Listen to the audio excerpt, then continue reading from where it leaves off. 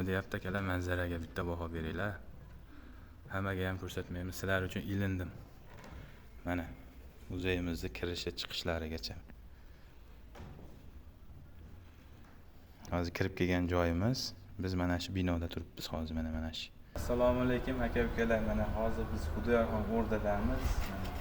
Mehmonga taklif qilishdi bizni, mana qaranglar, eski davrdagi choponlarimiz, to'plarimiz nima deyapti.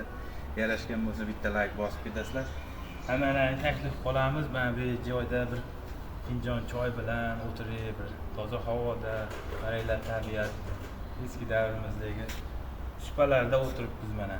Hammalarni taklif qolaman, kelinglar, o'rtoqlashib o'tiramiz. Salomat bo'lasizlar. Cho'ponlarga bitta baho berib o'tib ketasizlar. Yarashganmi, yo'qmi?